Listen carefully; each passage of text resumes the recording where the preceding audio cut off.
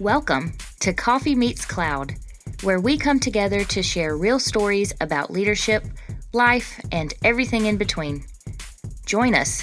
We're working moms, tech professionals, and your go-to source for candid conversations and unfiltered insights. So, grab your coffee, pull up a chair, and join the chaos. Hello. Welcome back to Coffee Meets Cloud. Good morning. How are we feeling? Well, Like I we need almost caffeine. didn't make this episode because we all forgot. So that's how it's going. Okay. It's going great. Real life. This is what happens when you are the talent, the producer, the social media manager, the everything. You can't get And that you all have straight. a full-time job and you're a Right. mom and you have a significant other. Yes. Ah. About 30 minutes ago, my kid was still here and not dressed, and we had to go to camp. So it's okay. Hey, This is it's a real life. testament to the way we look at the way we pulled it together. Yeah. As I we feel do. like that was one of those, this is not a drill, people. Let's It get a really move felt on. It felt like that. Yes. Well, do you guys notice anything different about me this morning? Oh, different headphones today. Oh, my golden retriever chewed through the cord of the other one. So that was fun. And do you still have a golden retriever? Anyway. She, I've read a lot about them, and I guess she's in that toddler phase of puppyhood. Like, they're bad as a puppy, but then it gets like worse even for a while before it gets better. She is definitely, I cannot turn away because she will. I'll give her a bone. She's at the floor of my desk chewing the bone like a good girl. The minute I stop paying attention, she has somehow snuck off, gotten a shoe. She's back in the same spot. Sounds like she's chewing on that bone I gave her, but in reality, she's chewing up my wife's expensive tennis shoe. At least it's a tennis shoe. Like Dolly, the Neapolitan Mastiff, has a tendency to grab electronics. So TV remotes, like the number of TV remotes I have had to order off of Amazon, and then like people get upset because guess what? The remote doesn't exactly work like the original remote. And so you got to give it a minute to connect. And I'm like, that's the dog. Is it a dog thing to chew up TV remotes? Because when Baxter, who's a half Shih Tzu, half Yorkie, when he was a puppy, even until he was probably 4 or 5, because he's an old guy now, the amount of remotes we went through. I mean, I think I ordered Xfinity remotes maybe once a month or once every other month for like years. It was something about the buttons. It was always like the edges and the buttons that they would she loves the battery. Like I had to plug in. We had to plug in the pool cleaner and like keep it plugged in because otherwise like she loved to chew the cord of the pool cleaner. But if it's got electricity running, she doesn't like to chew it. So we made sure that it has like constant electricity. But I mean, yeah. We are recording in the morning right now, which feels very odd. This has not been our MO. Yeah, but okay. I mean, recording in the morning before a long weekend, so before 4th of July, like I feel like it's a little bit like nice way to ease into, a long weekend and not like it's meeting marathon. I think though, Caramie, you have meeting marathon after this, so yeah, this is apologies ridiculous for that. Who does this on a half day? Yeah, vendors. They missed the memo. They missed people that don't live in or work in this country, and true. Or like strategically block out your calendar. Well, in fairness, I'm trying to get this project, we'll call it, done because it's just the one that refuses to die. And so I'm like, maybe if we go ahead and knock this stuff out this morning, it'll be the last time we have to meet. I'm delusional because I've said that to myself every morning. Yeah. I mean, I don't want to diagnose you, but seems accurate. Well, what are you guys sipping on lately? And I don't mean like in the literal sense of a drink, just in general. Like, you have any shows you're watching, books you're reading, or new drinks? That's fine too. But I just want to know what you guys are doing with your free time lately. What content are you consuming? Anything? So I introduced Kenley to And Just Like That, not the full thing, but I've been watching the new season of that because I really like Sex and the City. Like I still have all the DVDs because I bought all the seasons of DVDs. Yep. And with her going to high school, I'm like, okay, this is, welcome to the world of dating and the messiness of marriage. So we've been doing that, and then The Gilded Age started up again. I was So. gonna say I saw The Gilded Age, which I absolutely love. Rachel turned me onto that show. It's fantastic. If you haven't watched it, highly recommend. I haven't watched this season yet, but I am excited about it. Also, Ginny in Georgia is back. Oh yeah. Yes. Oh, Yep. Kenley and I Love that finished that show. one too. Yeah. I haven't finished it either. I'm out of time right now, but I'm so excited about TV time. Well, so see, we've had a lot of TV time because I got hit in a car accident and Kenley hurt her ankle. And Jamie was out of town. And so literally like she was on one sofa and I was on the other sofa. And that's what we did. Watched a bunch of TV because that was the way to rest and relax. So we powered through some episodes there. y'all are more cultured than I am because I pretty much just watch trash TV. We've been watching The Ultimatum on Netflix, and like every season they do is a different like demographic of couples. But anyway, we love to binge. It's just people are so fascinating. Watching people. Do you know what the premise of that show is? I was going to ask. I have no idea what this show's about. So it's so unrealistic. Why do people do this? But I mean, it is real people really doing it. They come on this show and they're with someone. They are in a couple. But the premise of the show is they come and they like kind of casually date some other people from this group that come together for like a week. And then they pick someone that they want to have a trial marriage with, because the whole thing is one of the partners in each of those couples has given the other one an ultimatum. Like, we've been together for a long time and you don't want to marry me, or you're refusing to marry me. Either we get married or we move on, kind of thing. So they do like a trial marriage of 3 weeks with someone else from this group. Then they get back together for 3 weeks to do a trial marriage of their own. And so like, I don't know, like it's just fascinating to me that people will do this and take it seriously and expect other people to take them seriously. I don't think they take it seriously. That's like Love is Blind. I think it is. It's very much. It's like Love is Blind. Yeah. Or like what's those island ones that they do? Yeah, but it's Love just Island. Like, Love it's Island, just yeah. like sensationalized sex. Like that's but all that's it is. It's people trash hooking up. TV. It's trash TV. I love it because it is trash. And there's just something about it where I'm like, man, I feel like there are certain modes where I'm like, I could appreciate some trash TV because I just don't have the brain cells to really think and engage. And so it's just nice to just have something that's like stupid on. But then that reminds me of the rest of the world. And I do think that's what it is. Like, it's the only kind of content where I can just really zone out. Like with other things, the way my mind works and the pattern recognition, it's like my brain always just wants to start figuring out what's going to happen with other stuff. Like when there's a plot to a show or a movie, my brain's like, oh, that these people are going to do this, and this is how this is going to end up. I can't help myself. I can't do a lot of trash TV. Like the only like I used to watch Big Brother back in the day. I probably will watch it again because I do like the drama of that. But I don't like relationship shows like The Bachelor. I've never been able to get behind any of that stuff. But now give me a game show, any game show. I love a good game show. Like even if it's like I started watching this one, The Snake or whatever that just started coming on. Yeah, like stuff like that. I don't know. It fascinates me how people will like do absolutely anything, lie their pants off, just trying to win $50,000.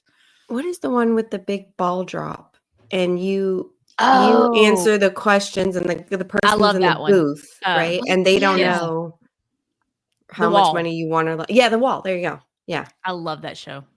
That is a great show. I think too, I like that it comes on in the summer. Like I like that there are like summer shows now, because if you remember when we grew up, there were no summer shows. It was like TV turned off in the summer. TV was terrible when I was a kid in the summertime. It's like, well, you have The Price is Right in the morning and that's all you get. Right. But watching games it's like a lost art. There's so many people that don't know. Like, I'll make these references to some of these shows, and they're all just looking at me. Like, I'll say, when we're hoping something's going to work out, I'll say, big money, no whammies, no whammies. No whammies. We're just like, I know. Has she Press Your Luck is my all-time favorite game show. I will still watch the old episodes. I used to watch that with my great-grandmother. So when we were sick, we'd have to go to great-grandma's house, and she would watch us while mom and dad were at work. And you would lay in the bed, and you weren't allowed to get up, and that would be what you would watch. And then the soap operas, right? And it would just like play in a reel, and you knew what the day outline looked like. But those are some good memories. But speaking of no whammies, right? We have to do a little bit of tech talk, right? Yeah. So as we switch over to tech talk, really interested, a lot of different things have come out for our kids, right? And even like in schools, textbooks aren't really a thing anymore. They're handing kids computers. They're not teaching cursive. They've really changed how they're educating kids in the school system. And so I was just wondering, like, as you guys try to manage bringing up younger kids, right? And trying to manage that like outdoor creative time plus the tech time, how do you guys kind of feel? And what are you doing to make sure like they still get some of those like tactile lessons that they need of just like playing in the grass and those sorts of things? The first thing that comes to my mind is how I feel like I'm not doing a good job of setting the example. Like, it's a lot of do as I say, not as I do, because I'm trying to look at, it's really just my oldest right now because my youngest is only going on 4. He's 8. He's got some friends that already have cell phones, like smartphones. So he has already come home more than once insisting that he needs a phone. He does play some video games that we've done research on and parental controls and all the things, but it's like partly because he has ADHD and then partly just because of the electronics and stuff, he has a very hard time figuring out how to stimulate his mind if he's not just doing technology. Plugged in. Like he's got to be plugged in because it's just that really easy, fast gratification, that dopamine hit from whatever that thing is. And of course, ADHD kids are even more prone to needing that and needing a higher level, becoming addicted kind of thing. And I just look at him or we look at him and we're like, you've had your hour of screen time. Maybe, it's summer. Maybe you have one more later this evening. But for now, like, you've got way more stuff at your fingertips than I ever did as a kid. My parents would lock the door, play. I don't know what we played with sticks. We dug holes in the ground. We just random stuff. He is incapable. He thinks he's got to have a friend or a device. And so we're trying to help him learn how to do that. But then on the flip side, there are times where I realize I'm saying that to him and I've got my phone in my hand. Like I've just looked up from my phone because that's how I tune out. Like if I've worked all day and I've just been engaged. When you're overstimulated. Yeah, when I'm overstimulated and I've been doing the people thing all day, mindless scrolling on my phone is how I just check out for a while. Yeah. But I realize that the optics of that, I'm not setting as far as he knows, what he sees me do all day is sit in front of it at this desk in front of a computer, or when I'm not on the computer, I'm looking at my phone. Right. That's my first struggle. I had a reality check last week, I believe it was, with Liam because he's gotten in trouble a couple of times and it's summertime. So we're trying to limit screen time anyway. We always try to limit screen time. He's only 5. Right. So we're trying to make sure we, don't go crazy with it. But I literally took his iPad away and because he had gotten in trouble and I made the comment, you're addicted to this. I have to take it away because you're addicted to this. And he immediately snaps back and says, well, you're addicted to your phone. Oh, yeah. And I was like, you know what? You're not wrong, kid. I've got to lay my phone down. And with him being like, I hope he doesn't have ADHD. We don't know yet really with him because he's not been in school yet. Next year's kindergarten. But he is so easy if you can distract him from the technology and the TV and all the things. He'll sit in the floor and play with his trucks. He makes up games, like he takes things apart. And I want to encourage all that, right? He loves to build Legos. I want to make sure that he has time for that. So, like putting my phone down, sitting in the floor, being like, okay, let's play. I used to love to build with Legos. Let's just build something with Legos, right? So I think it's to your point, like setting a good example is a lot of the battle, because I'm the same way. I'm overstimulated at work. Scrolling on TikTok is like my mindless. I will just be laughing and paying no attention. And he'll say, "Mommy, mommy, mommy, mommy," 5 times. And I haven't heard a thing. So yeah. Well, and as they get older too, it doesn't really change, right? It's one of those things. Like I remember the conversation about Kinley getting a cell phone. And so we ended up, when she was in middle school, getting her cell phone. And part of that was because at the time, like I wasn't going to be at home. So she needed a way to like let me know that like she had gotten on the bus and like Makes that sort of sense. stuff, right? Like a latchkey kid, right. right? So it was for safety. But then that opened up a whole different world, right? And the constant battle about like what apps can you get, right? And what's appropriate, and because you can't control, right? And then there were a lot of issues at school where kids were doing things that weren't appropriate. And so I mean it's hard to balance. And then to you guys' point, like even in the evening, Jay will come home, you know, we'll sit and watch TV, but everybody's on their phone and we're not having a conversation. And so it's that like trying to be like more intentional about it, but it's a constant struggle and it's hard. And sometimes it's like, look, like last night I was getting home insurance and auto insurance updated while Jay was cooking. So I'm on the computer doing that. He's cooking, and then Kinley was doing whatever she was doing. And so it's like hard to balance because a lot of the things you have to do to run a household these days are online, and you can't necessarily do them while you're working. Right, exactly. And so it's like sometimes I'm not mindless scrolling. I am like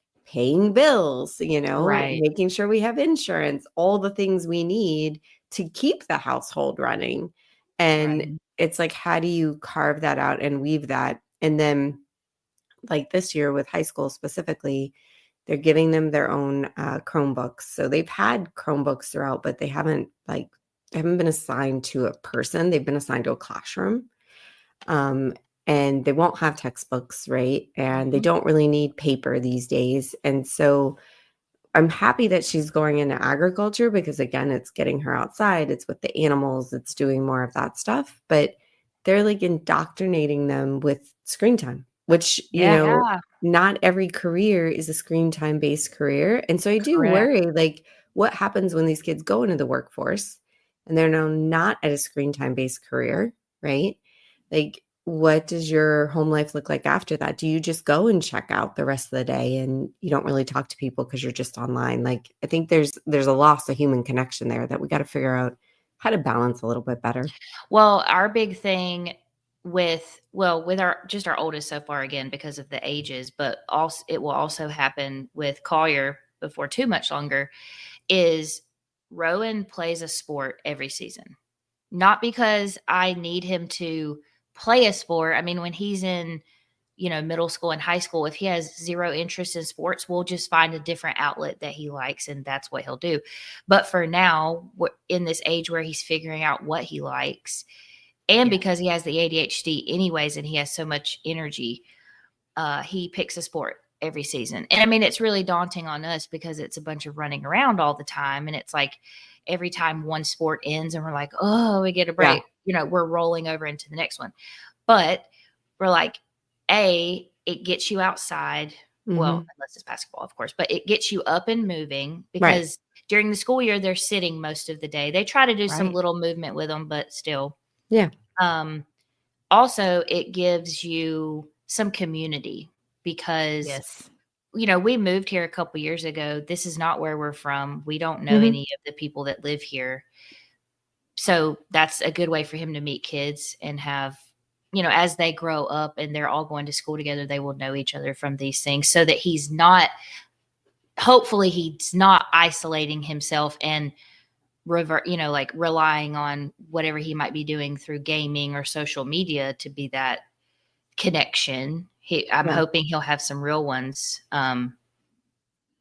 that's all I know to do. And like with our daughter, it'll be, probably sports to start with. Maybe she's a girl's girl. She's into all the frou-frou stuff. So she'll probably want to do dance or gymnastics or something. But Yeah.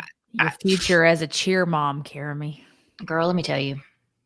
Because football's coming up. Like that's the next sport. Yeah. This is his second season happening with football.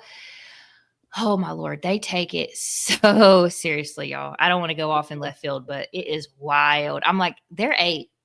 Yeah. I mean, last year they were 7. I'm like, they're 7, y'all. We're practicing how many times a week? Look, they take it seriously here too.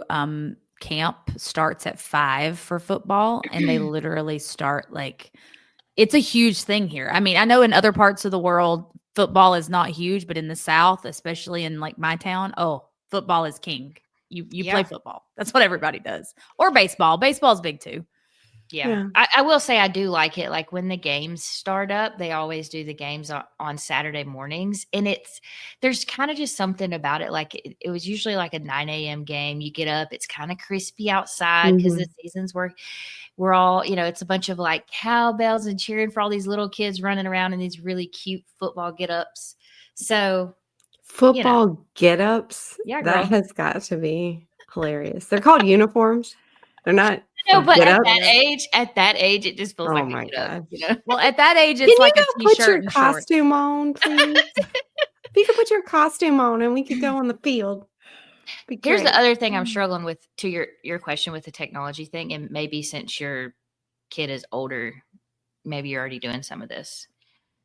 I'm already so out of touch with the things that are dangerous and inappropriate. Oh. And I swore I would never be that parent. Like I can remember thinking how out of touch my mom was and like, what? How you're so dumb. How do you not know some of this? And now I'm there and he's only 8. It's because we're not in it, right? Like when we were younger, we were in it and now you're not and you don't know. But how do we keep them safe? Like I don't want to be so out of touch that I can't let him do some amount of what everybody else is doing. So there's two sides of the coin, right? And so there was a huge debate. I'm sure some of you remember the debate in my household about Snapchat, right? Oh yes, I do remember. You still don't have Snapchat, right? I do not. My daughter, however, does now. And there's a large part of this that goes on trust, right? Of like, I'm going to have to trust that you use this for good. And I'm going to have to trust when someone uses it for bad, because someone will, right? It's inevitable that you're going to let me know, right? Yeah. The challenge with most of the things that happen on the phone, and this is an interesting one, like there are cyberbullying policies for schools, right? There are different avenues you can take with the school, but then there's a lot of things that the school won't step in on. And so like we've had to go to the school once for an incident that happened with a boy in her class, and the school did nothing. And the school was just like, yeah, so what? Right. And he was doing it to several little girls and it became a whole big thing. But the biggest thing I can say is that, what I tried to do when she was first starting out with social media, which we did for a while, was like, I have to be able to see what is happening on your phone, period.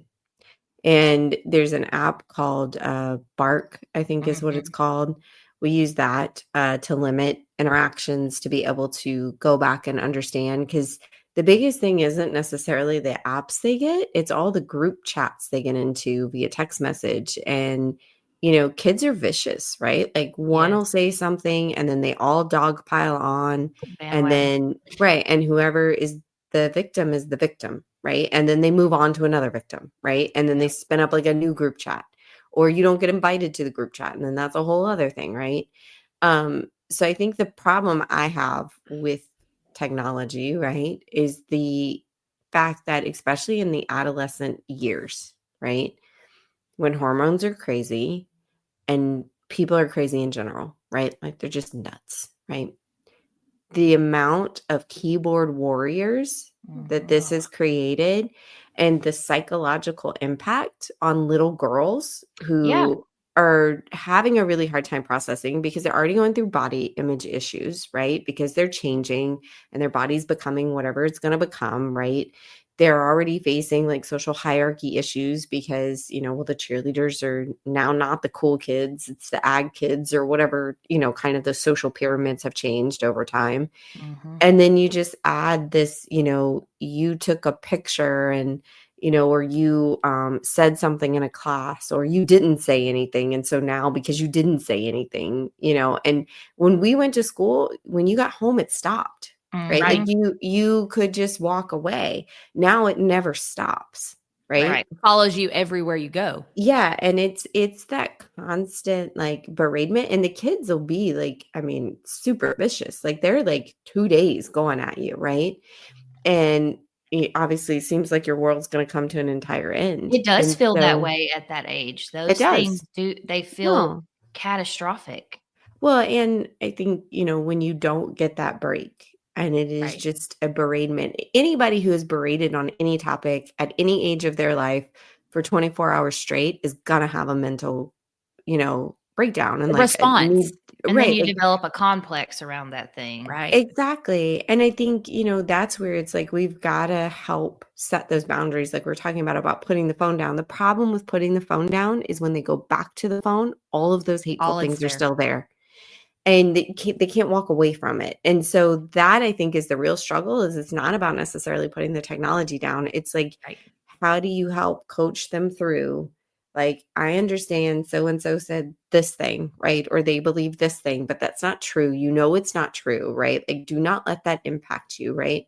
And you can only say that so many times. But I feel like as a parent, I've had to have that on repeat way more than I'd like to. I will say now that she's gotten like 8th grade was a lot better. Um, you know, which sounds odd to say, but I feel like kids these days too, because they're going into puberty and stuff so much younger and they're hitting that inside of the end of elementary now instead of just doing it all in middle school. Like I feel like some of that kind of moved forward, but I think it's not necessarily the apps I'd be worried about. It's the what happens on that phone, who's talking to your kid, right? And what are they saying? And understanding that no matter when they go back to that phone, that message is still there. And I mean, I'll never say never because I know it's a lot easier said than done with some of the things you say you're going to do as a parent, until you're met with it. So who knows? But we really have said we just want to withhold those things like Well, until I really want the kids to so be at an age where they've developed as much of a sense of self, like right. their identity before. I mean, you can't keep them from having these interactions in person at school, but the reality is people are a lot less bold and Oh, brave Well, yeah. at they are a school. lot less bold, but the problem is that a lot of the schools now want you to log into all of these things from your phone. So teachers will hold up a QR code for you to scan. And so then it creates, like in my view, inequality in the classroom There because if has to you be an don't have, alternative, well, there has to be an surely. alternative, but be the kid who doesn't have one when everybody else has one, right? Like that, it's that again, that social hierarchy that happens of wait, so everybody else in the class is pulling out their phones and scanning this mom. I look like the one that doesn't have, you know what I mean? And so and the teachers don't mean to do it. And yes, there are alternative ways, right? There's a Chromebook in front of them that they can use, but the point is that everybody else has it. And so I think that's where you're going to get in these situations and it's not fun and it's hard to manage and navigate because we like to think that everybody would use those tools for good and the reality is especially as kids are going through puberty, it just doesn't happen. Mm. But Middle school has ladies, gotta be the absolute worst age anyway. Like, yeah. I was gonna be a music education major in college, and I go to do a long-term sub for a music teacher I was only there for, like, a week and a half in a middle school class, and I was like, "You know what? Nope. Don't like these kids. Can't cancel. Let's go to a different career." Mhm. It's rough. Absolutely. It really Well, is. I would just say if anybody listening has choices you've made that you would do differently or choices you've made that you're really happy you made and you feel like it made an impact in some of these areas with your kids, I'd love to hear what they are. I'm very much like I love to like learn and hear all the different aspects around things like this and cobble together my own. I shouldn't say my, because my wife and I talk a lot about some of these decisions. We like to like cobble together from a bunch of different sources our own version of what feels right. So we're just taking it one day at a time. That's all you can really, and make the best decisions that you can make every day. I mean, that's really it, because these days it's everywhere.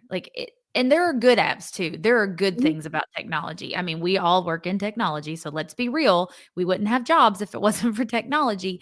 But kids are so indoctrinated so early now. It's so hard.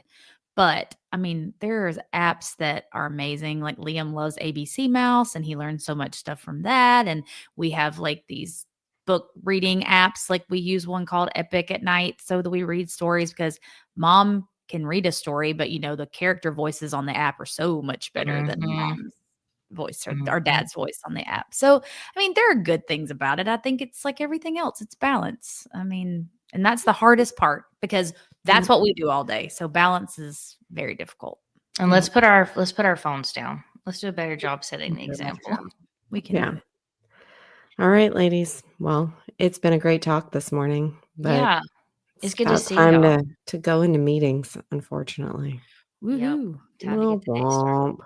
Well, enjoy your day. Enjoy your long weekend and your holiday. Thanks to everybody who tuned in. Please follow us on socials at Coffee Meets Cloud, coffeemeetscloud.com. Please tune in next time. We drop these every other Tuesday, and we'll catch you later. Bye, guys. Bye, ladies. Bye, guys.